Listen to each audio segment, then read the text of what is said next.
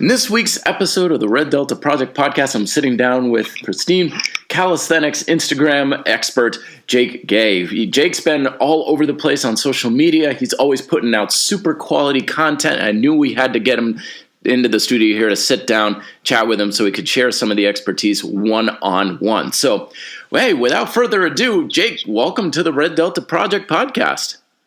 Yo, Matt, what's crack, my friend? Hey. Just know I'm very excited to be on here because since I actually started my calisthenics journey, one of the first resources I actually went to, of course, when you start calisthenics, the first thing you do is type in calisthenics on YouTube. Of course, a lot of your lessons and content came up and whatnot. So, yeah, I'm really thankful to actually be on here and just dive right into it. Excellent. So give us a little bit of the backstory here. How long have you been doing the calisthenics thing, and what's your origin story like? Yeah, so first of all, with the calisthenics story, I was kind of introduced to some of it when I went to the gym. So I kind of the standard dips, pull-ups. Of course, I wasn't very good at them because I didn't know how to do them properly. Around I'm trying to think what year we're in. So it's 2019 now, about 2 years ago. I kind of mixed it around with weights and whatnot. But because, of course, I didn't really know how to use calisthenics, I thought, if I stopped doing bench press and only did push-ups, my chest would shrink, whereas, of course, that's not the case. And so after that, when I was just getting pretty bored in the gym, doing all the standard machines and whatnot, my calisthenics journey actually properly started when I actually properly took the time to learn about it, all the exercise and whatnot, was January 2018.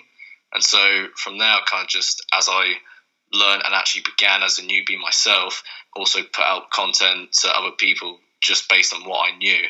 And then about 5 months later, I then got elbow tendinopathy, which was a real bugger. But again, I still continue to just pump out content, giving people what I knew. And now we're here, pretty much. That's great. It's been about a year or so still fairly new for your journey in general, calisthenics and Instagram and stuff. But one of the things that I love about your content is that it's just so raw. I think one of the biggest mistakes that a lot of folks make when they put out their videos on YouTube and stuff like that, like, I got to learn a whole bunch of stuff and then I'm going to put out what I learned. But with guys like you, what I get from your Instagram feed and stuff is it's so much of just the basic back to principle understanding of calisthenics and the stuff that almost we didn't forget it, but it's been tucked so deep away from the piles and piles of theory and everything that we learn over time. And it's just so refreshing to just get back to the basics of this is what we need to get reminded of on a daily basis. And now you didn't really take a whole lot of time. You just started putting it right out there. What made you decide you wanted to get on Instagram and the volume that you've been putting out there? Yeah, so for those who have really been following me for a while would know I actually had a previous fitness account because I actually did gym-related videos and whatnot, just standard fat loss and kind of going through principles of standard strength training because when I started doing weights and whatnot, I did get some results. So as people asked me how I was doing it, I thought, why not put it on YouTube? And so when it was about December 2017, so right before I started calisthenics, I actually had injury I gained from football, or in America you call it soccer. And from there I was just because I was just almost, I guess you'd say, lost. I didn't really know what I wanted to do with all my fitness and whatnot. And I thought, you know what, what have I got to lose trying out all this calisthenics stuff, right? And so from there I actually just decided to start a whole new chapter, both with Instagram and YouTube, and just again, because my previous fitness channel, it was quite a complex name and a lot of people couldn't search it up. I had one friend who just said you know what, just keep your name simple. So I was like, all right, I'll do my initials and then calisthenics, boom, simple. And then from there I've just gone from there. Excellent. Now, what was it a quick turnaround for you when you were from weights and then all of a sudden you were like, oh, I like this calisthenics thing, I'm just going to do this? Or was it kind of a process that happened over time? Yeah, I'd say it was a process that happened over time, because the thing that actually really got me into calisthenics in the first place was, so it was, of course, New Year. Gyms were packed. Like, literally, I'd come back from school and I'd have to rush to the gym before, like, everyone else would get into the gym after 9 to 5 jobs.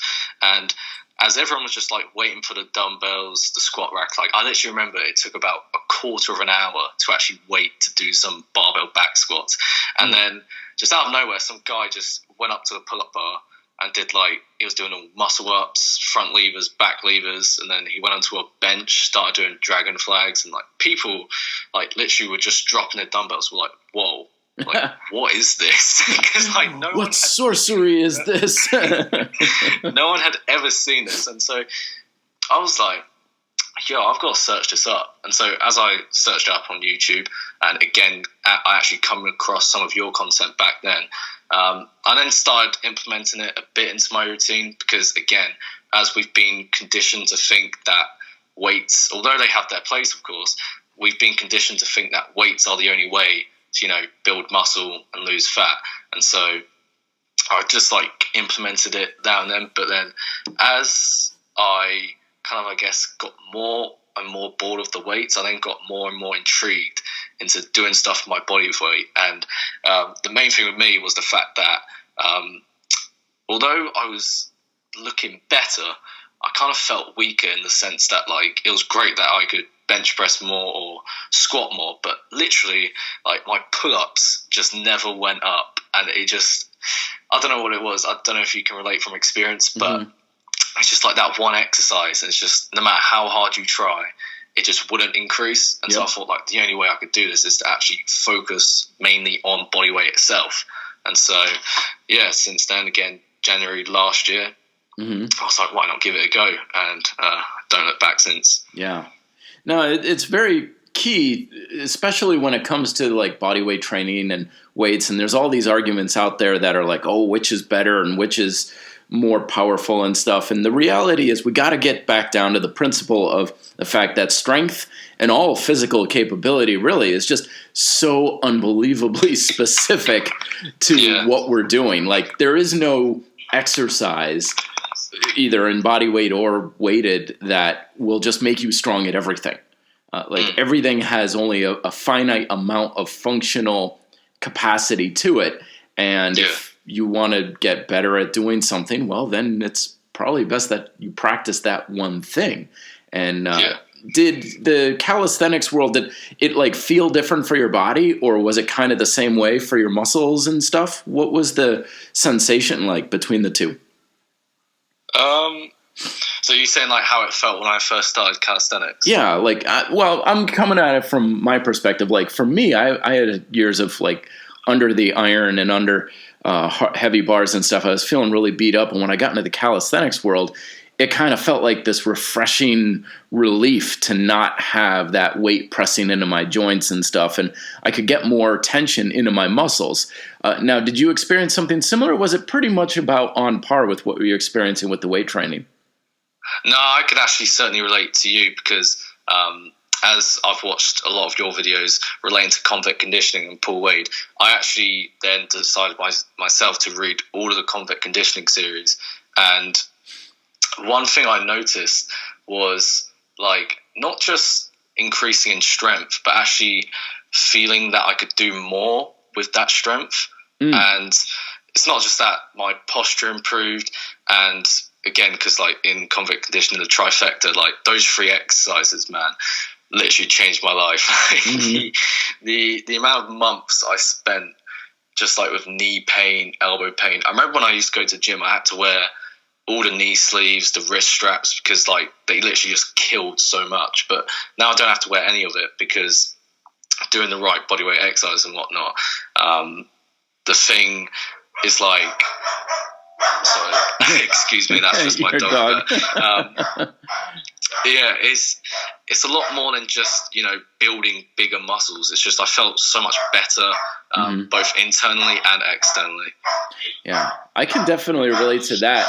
It was funny because as a lifelong athlete, biker, skier, and stuff myself, when I finally got fairly into the groove with calisthenics, that's when I actually noticed that I had the greatest amount of functional carryover to the things that I was doing. It was like I was back squatting for years, and it's like, yeah, I guess it makes me better on the bike, and yeah, I guess it makes me better on the skis and stuff.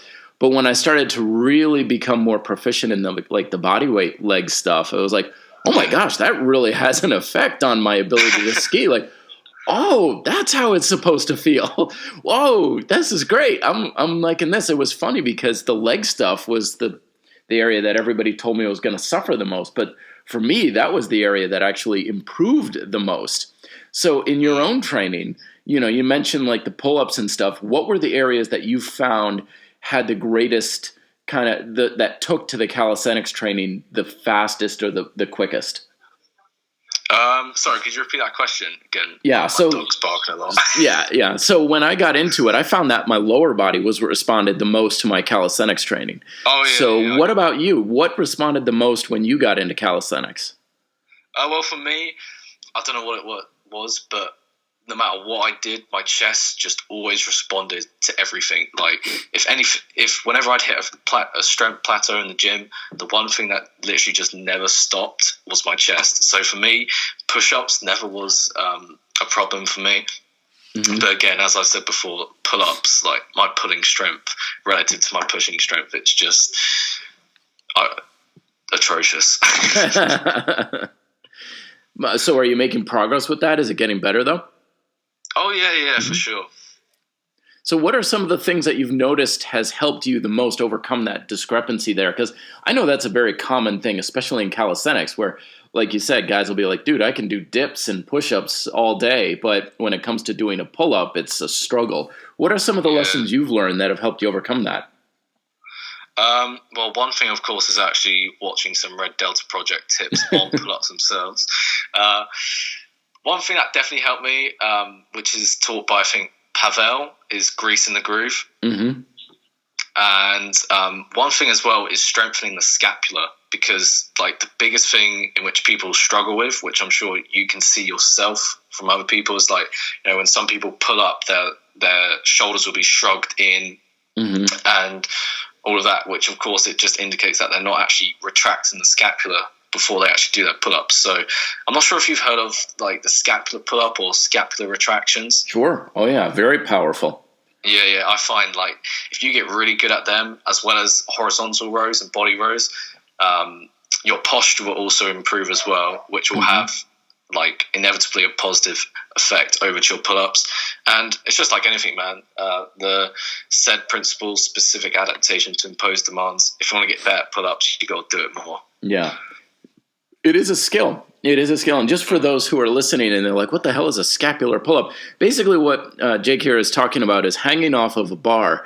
And you're only pulling up a couple of inches, but you're moving your shoulder blades down and back.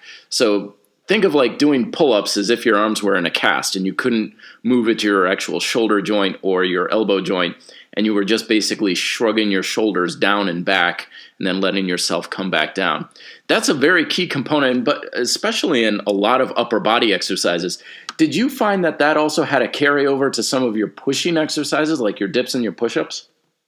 Oh, yeah, for sure. Like one thing I find funny, focusing more on calisthenics as opposed to weights, is I've learned about so many areas in my body in which I didn't even knew existed. And again, like from watching your videos, like one thing that seriously helped me as well as my clients is kind of treating pushing exercises like pulling exercises by how you actually engage and move the scapula when you're especially coming down on each repetition when you're doing the likes of push-ups and dips, because not only does it actually help with greater muscle activation, but it really helps with keeping your shoulder in place as well, rather than letting them like round forward, which can actually make them more prone to injury. So yeah, for sure, I would definitely say to people that when you're starting calisthenics, one of the most underrated things, like areas to focus on and strengthen, is the scapula. Good point. It kind of echoes a belief that I developed over the past year or two, where it's like the back is such a foundational component to all exercise. Like I know a lot of folks are like, oh, the core is the best and everything originates from the core and stuff. But the more strength and control I develop in my back, the more I'm finding everything improves, including my core training and my ability to work my core. So it kind of, to me anyway, it makes sense because your back goes along your spine. Like you got everything from the base of your skull and your neck down, and that's like this long connection of joints. There's a lot of movement and stability there.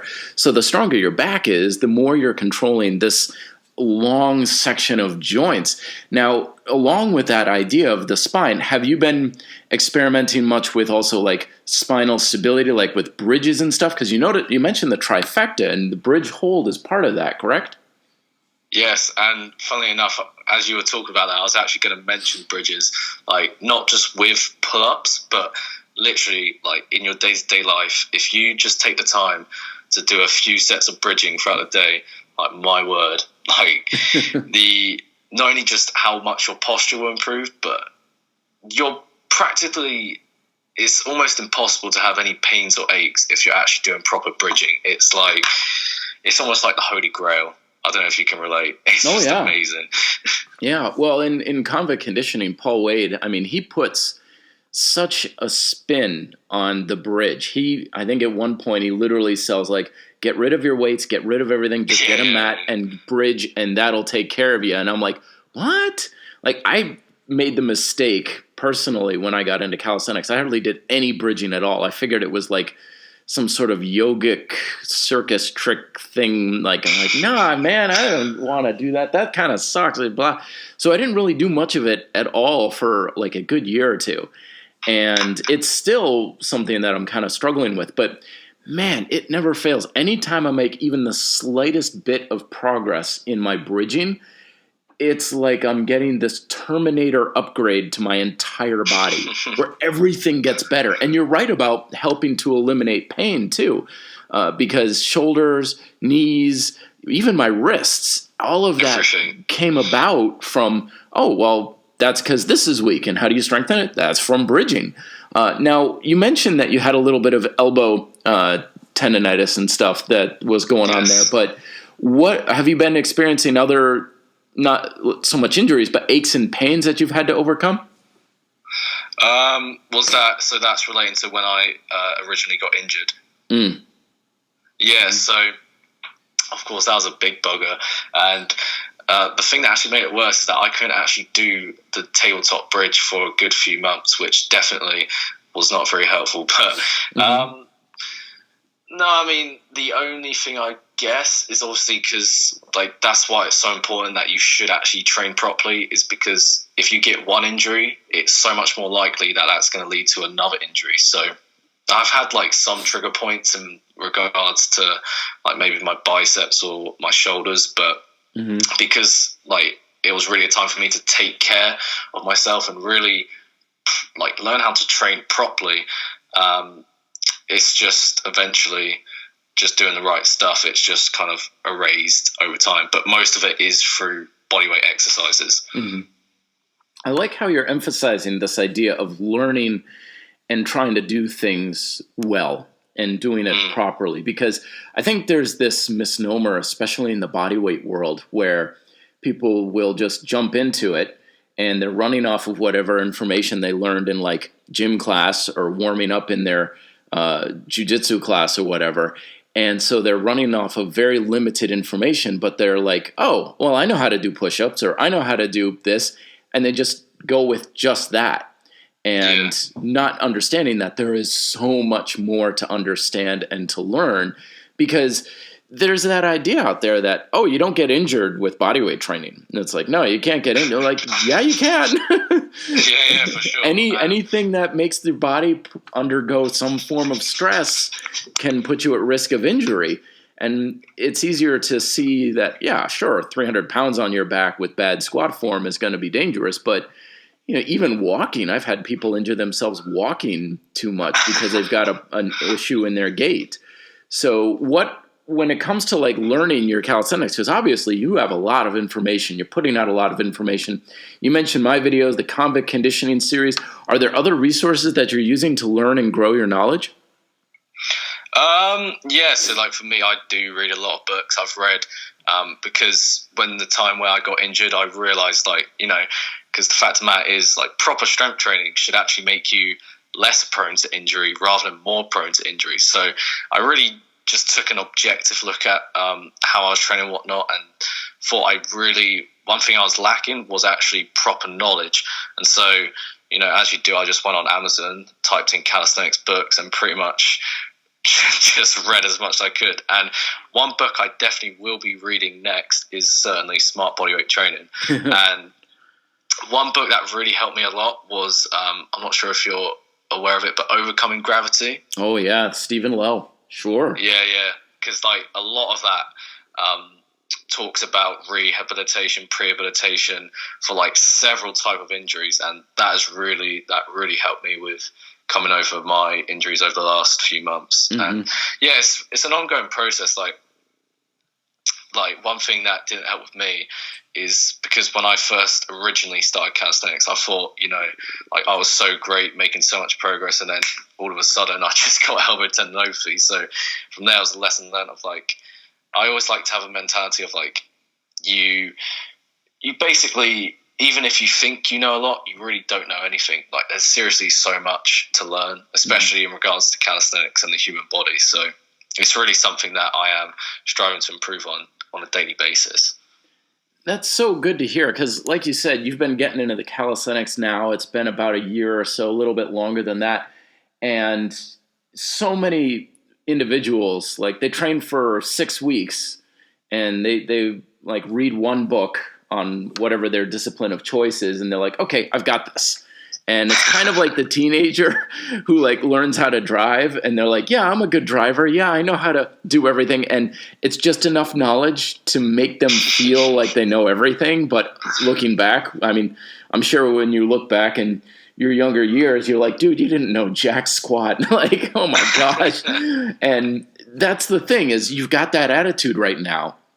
And I know some people will be like, oh, it's once I can do a one-arm push-up, I'll be strong, or once I can do this, I'll be strong. But that attitude that you have, that's the thing that makes you stronger. That's the thing that keeps you improving and working forward. Yeah, hard work is important, but all the hard work in the world isn't going to help you if you don't improve what you're actually learning and how to apply it. And so You've got that thing going on in spades, and probably why your Instagram and everything, I mean, I watch it and it's like, this is definitely way different than what you usually see on the Instagrams with Calisthenics World. I mean, it's meat. You deliver so much content and knowledge in these 1-minute videos. It's totally inspired me to up my game like crazy, because what you do is on a whole nother level. So, I mean, I know we'll mention that at the end of the episode here, but folks listening to this, like, go find, it's Jake Gray, just JG Calisthenics, correct?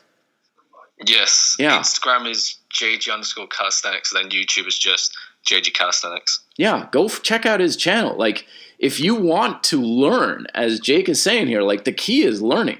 The key is getting a new level of understanding about what you're doing. If you want to do that, the first action step that you can do right now is check out his channels and subscribe to him, and you're going to get daily doses of little lessons, and it's going to be taken care of you. Jake takes care of you.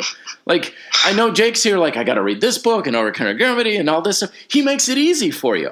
And of course, here at the Red Delta Project, we're all about making things easier and stuff, and that's why I wanted Jake to come on this channel and teach, because I know this is a guy who's going to make it easier for you to learn and progress in your calisthenics training. So, I mean, I'm getting all hypey and salesy and stuff here, but this is why you're here, man, is because you bring to the table simplicity and efficiency, but also power that you just don't find elsewhere. So That's why I wanted you on here, because everyone can benefit so much from your little quick videos and stuff. Now, getting back to your own training here, what are some of the big things that you're working on as far as your challenges and goals for 2019? So I don't I know it's not like, I don't know how to word it, I guess what most people do, but I'm not the biggest fan of setting deadlines and goals in regards to fitness routines, because that's exactly how I actually injured myself. So my goal in regards to 2017 is, because the fact of the matter is, as I kind of, I guess you could say, know what I'm doing in terms of like the principles of strength training and whatnot, I feel that if I am actually able to go throughout the whole of 2019 injury-free, I know that like most of the other stuff I want to achieve is kind of going to take care of itself, because I can tell you for a fact, the one thing that will hinder your progress the most is getting injured. And so if you can actually avoid that and actually know exactly how to progress, I mean, it'll take care of itself. Oh, I totally agree with you on that one. I mean, speaking as a guy who's had a lot of injuries myself, it's like there's no workaround. You get that all the time. It's very draining. Yeah, and it hits you mentally and emotionally too. Are you finding that with your elbow? Well, I did initially, but not anymore because, of course, I've overcome it. Mm-hmm. Well, see, and now you're stronger because you've overcome it. You've come to the other side of the injury. And again, a lot of folks, they get injured, it's game over, man. They're like, to hell with this, or they take the approach, because are you still doing pull-ups? You still doing that kind of training at all? Yeah. So initially when I got injured, I literally couldn't do any of it. Like my elbows would just hurt so badly. And then as I got stronger, I was able to do a lot more rows, which of course, like bodyweight rows is such an underrated exercise, which literally anyone could benefit from. And then about the start of this year, I thought, like, you know what, why not try pull-ups again? And I'm finally back to it, which is good stuff. Awesome. Yeah, see, again, folks, this is the path. Like, Jake is lining it out for you step by step right here on the best way to go about these things. Because most people, when they get injured, they either quit altogether or they quit the move that they're doing. And they're like, oh, no, that's bad for the elbows. And they never do it anymore, not realizing that the problem wasn't in the move. It was their application of the move. Yes. So what you've said that a few times in your videos. It's like, I know, like, people say, oh, pistol squats are terrible for your knees and your ankles. Well, it's not the pistol squat that's bad. It's your approach that's bad, and the fact that you haven't actually taken the time to nail all the progressions before. Yeah, and then because if you throw the exercise away, you're still left with the problem that caused the issue in the first place. So you might think, well, dips are bad for the shoulders. They hurt my shoulder. I don't do it. I'm just going to stick with like bench press or push-ups, not knowing that, well, the scapular instability or whatever that caused the issue, that's still present in those bench presses. It's still present in those push-ups, and it's still going to either hold you back or cause an injury further down the line still. So you really haven't fixed the problem. But it looks like you have. Like, you've learned, you regressed your technique a little bit, you listened to your body, you didn't let pain derail your training entirely, and then you built yourself back up, you learned, you progressed, and then you came back and you're like, boom, good, done. And now you're back on track. This is the path you want to take, folks. Jake's got it down. Perfect. Thanks. So we got goals down and stuff. Now, when it comes to some of your information that you're learning, is there anything that you use as like a marker for, because there's so much information out there. I know sometimes people are like, okay, got to learn, got to get more information. How do you know what's quality though? How do you know what's worth learning and worth following, what's not worth learning? Well, the fact of the matter is like you talk about it all the time in your videos. It's all about applying the principles. You know, I'll get so many DMs and emails of people struggling to see results, but the reason why they aren't seeing results is because they're chasing methods as opposed to principles. Like strength training all comes down to, progressive overload and progressive tension, right? And so if you're not actually doing both, then that's why your results may be suffering. And so in regards to knowing what's effective and what's not, well, I just look at it and it's like, well, does this follow the principle of strength training, or does this follow the principle of fat loss? And if it does, then great. And then if it doesn't, then obviously it's just one of those that it's not really worth paying attention to. Yeah, that is the difference with a principle-based approach, is it gives you almost like a filter to filter through everything. So it's funny because I get questions, I'm sure you do too, where people will say, well, what do you think about this method? Or what do you think about this new trend or something? And 9 times out of 10, I'm like, I don't think about it, really. It's like, I don't have to. It's like the whole 50 diamond push-ups, 50 wide push-ups, targeting the lower chest, the upper chest, the mid inner chest, mid outer chest. I'm like, no, just do push-ups. Hit the ball. Oh man, I know exactly what you mean. Years ago, when I was with a cousin of mine, and took him to the gym, and I was like, "What are you doing today?" He's like, "Chest day." I'm like, "Great, awesome," and he was like, "All right, it's gonna take me like an hour and a half for my bench press," and I'm like, "Hour and a half? Like, how many sets are you doing?" It's like, "Well, I've got to work the upper, the inner, the lower." I think he actually had like the front and then the deeper chest and everything. I'm like, holy crap. I'm in the back doing weighted dips, and I'm like, okay, I'm good after like 15 minutes. It's such a fragmented approach, and it's easy to do. Yeah, I mean, we laugh at it now, but I mean, back then, like, I was literally the exact same guy, so. Yeah. Oh, me too. I had, my bench routine was incline to every degree that you had on the bench, and flat, and decline, and then after I did it with a barbell, then I had to do everything else all over again with dumbbells, because everyone knows doing it with dumbbells is a completely different exercise, right? Exactly. And oh man, so on that topic, what are some of the things that you used to do with calisthenics or just training in general that looking back you were like, yeah, it's probably not the best way to go about, or mistakes that you've made? I would say the first one has got to be not bridging. Seriously, like, I don't know how to explain it really, but again, it's just, as Paul Wade mentions in Convict Condition, there's just so, because the beauty of the bridge is that it literally corrects every single weak link we tend to have in our bodies. You know, the fact with like the spine, like, you know, how we're flexed forward, like every day sitting at a desk for prolonged hours and whatnot, and just everything. It literally just eradicates all those problems just in one exercise. Yeah. I'd say another problem I made, again, related to my injury, is kind of like chasing,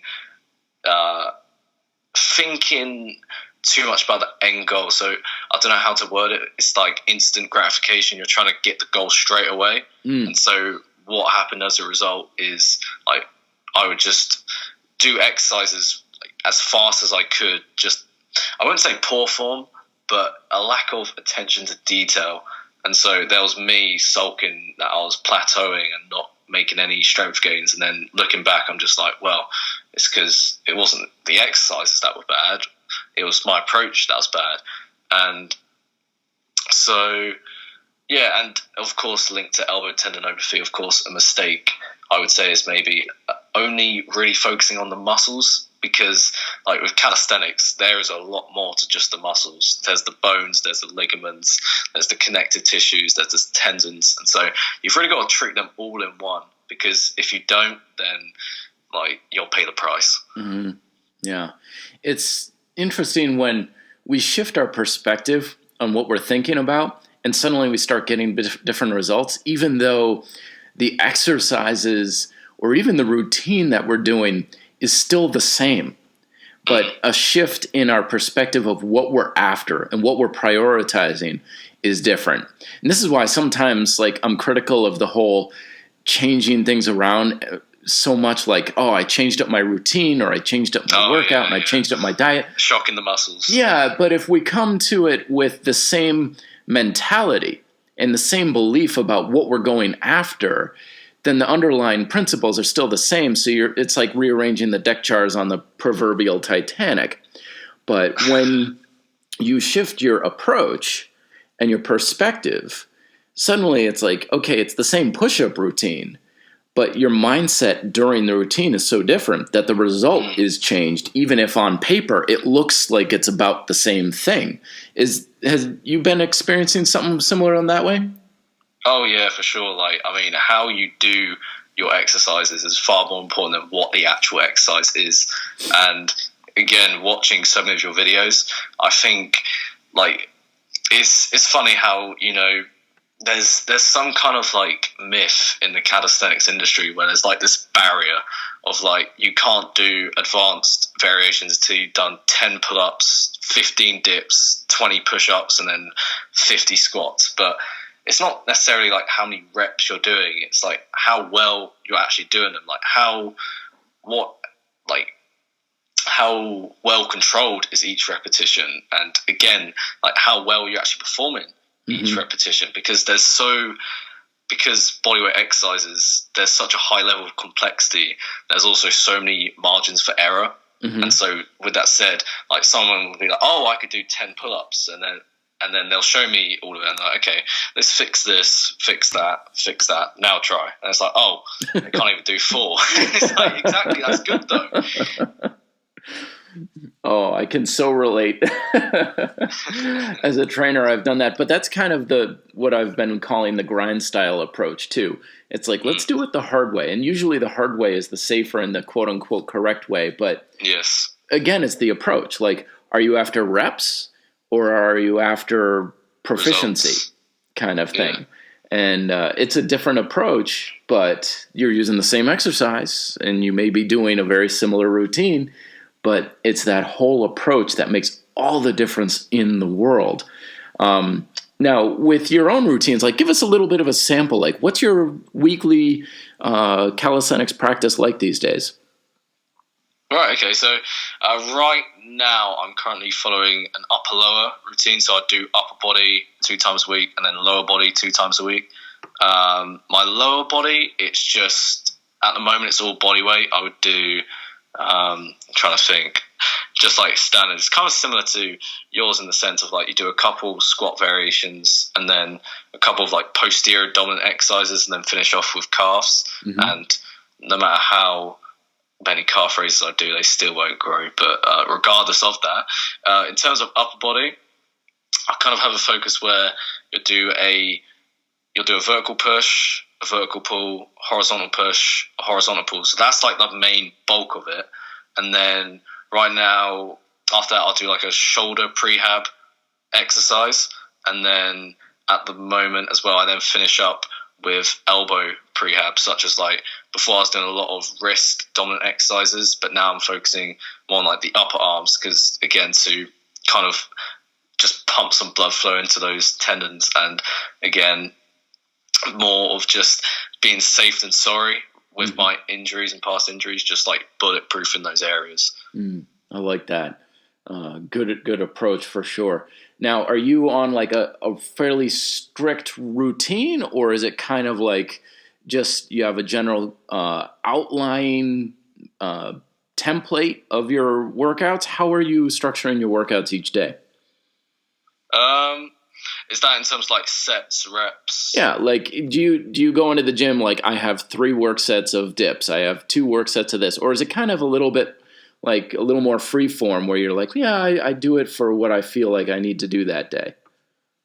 Oh no, like I always go in with a plan. Like I believe that's it's really the difference between getting results or not with not only fitness but calisthenics and everything. It's really like you should know exactly what you're doing before you actually work out. And so for me, typically it's just like a standard, like each exercise, it's more like 3 to 4 sets. Again, such as yourself, I actually like to limit the number of sets I do, because I feel like when I have fewer sets, I like value the sets more in terms of like our kind of I don't know how to word it, but when you know you've only got like less opportunities to take a shot, you're gonna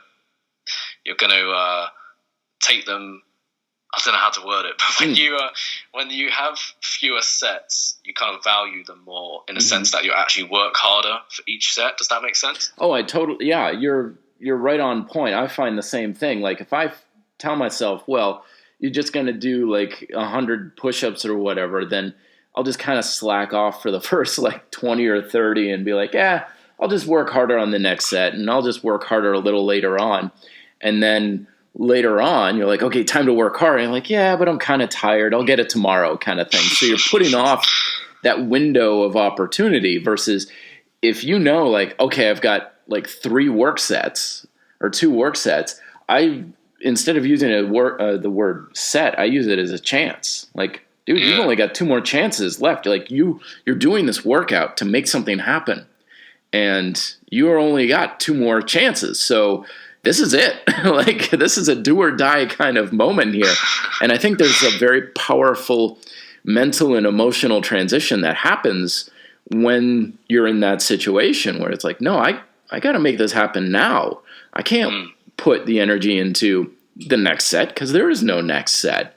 Exactly. So how many sets are you doing for work sets on a typical workout? Well, it can vary.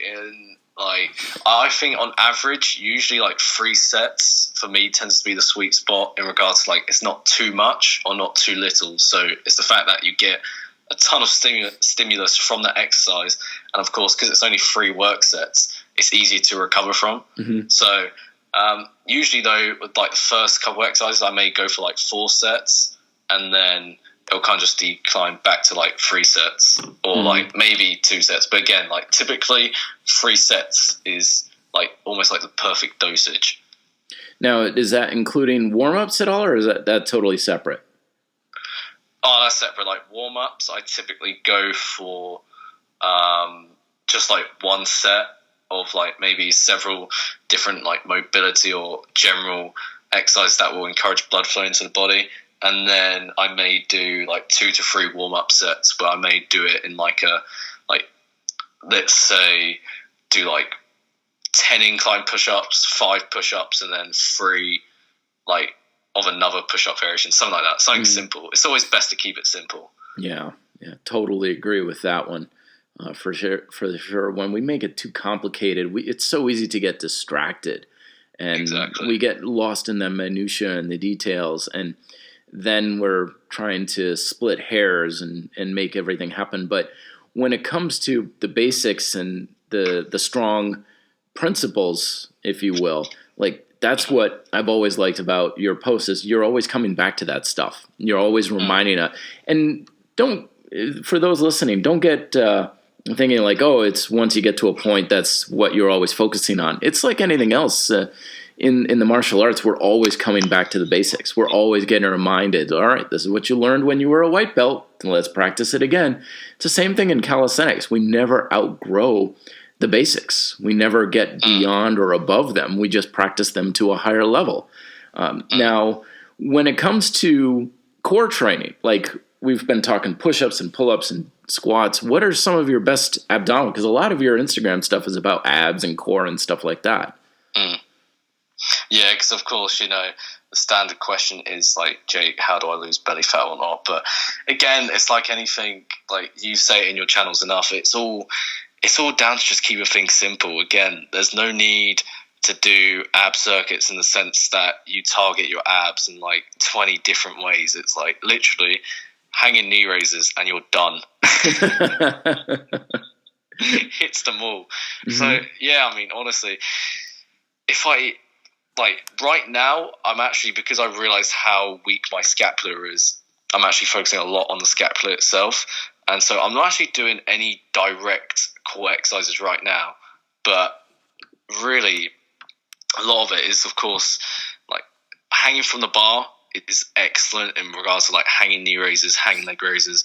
And one thing in which I actually found a lot of success with, because when I was injured, I couldn't actually hang from bar because it hurt my elbow so much. So I actually did, like, have you heard of the hollow body? Oh, yeah. Yeah, I did the hollow body and then doing it in like knee raises. So almost like doing hanging knee raises, but except the fact that your lower back is fixed to the ground.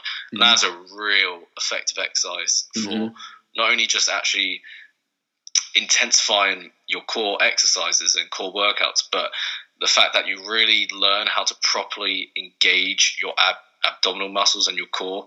And it's because like the thing in the hollow body is that there's not like a trick, but the fact that it's your lower back has to stay fixed to the ground, otherwise you're cheating.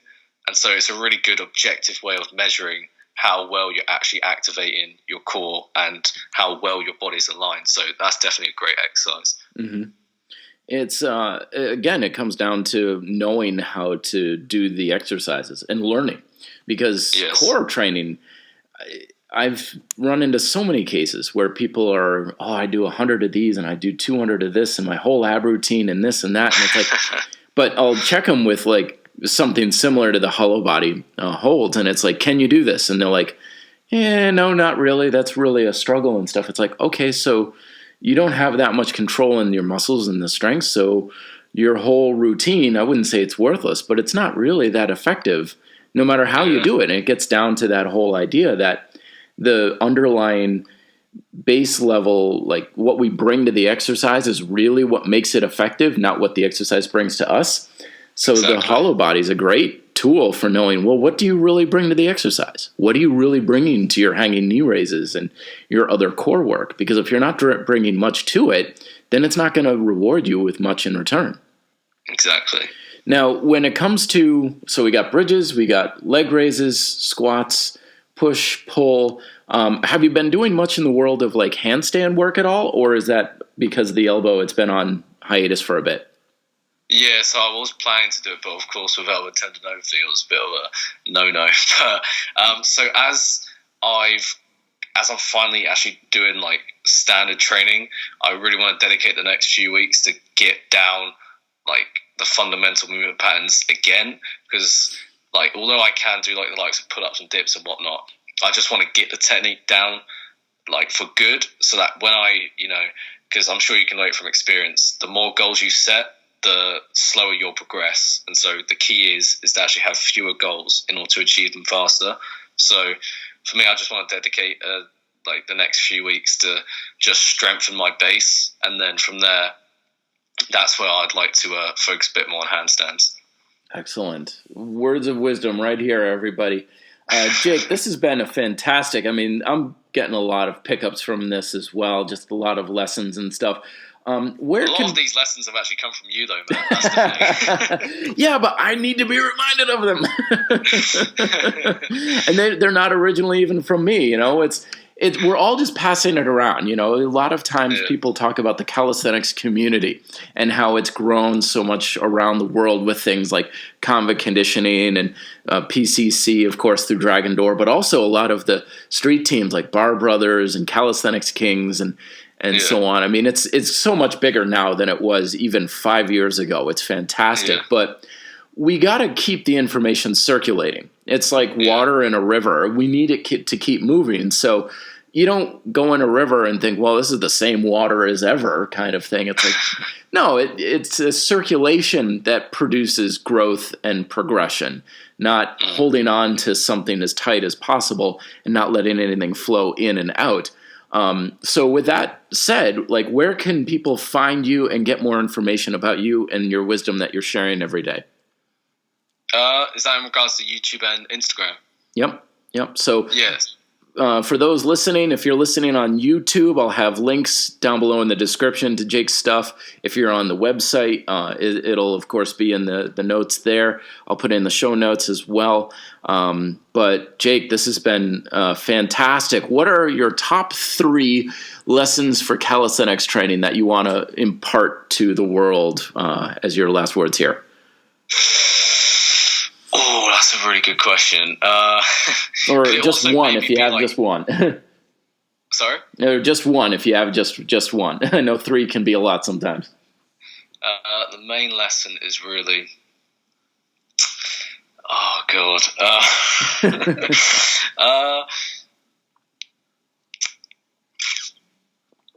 honestly don't know. There's so many lessons. I'd say the main thing with calisthenics is you don't just have to listen to your body, you've got to know how to actually use it properly. Because I feel like, again, there's so much more to just push-ups and pull-ups and whatnot.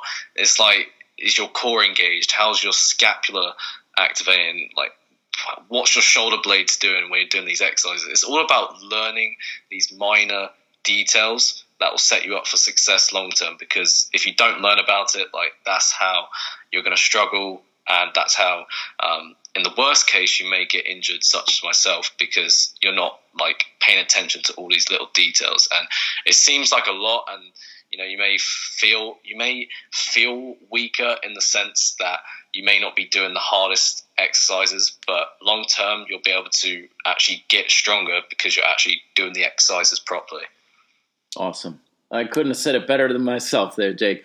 Thank you so much for coming on the episode here, man. Looking forward to more of your stuff on your YouTube channel and the Instagram and stuff. Really appreciate it. And everybody listening, check out Jake's Instagram, YouTube channel. Again, the links are on the respective medium that you're listening to. And Jake, thanks so much for being a guest on the Red Delta Project podcast. Thank you for having me here, Matt. It's been a pleasure. All right, folks. I'll talk to you guys next week. Till then, be fit, live free.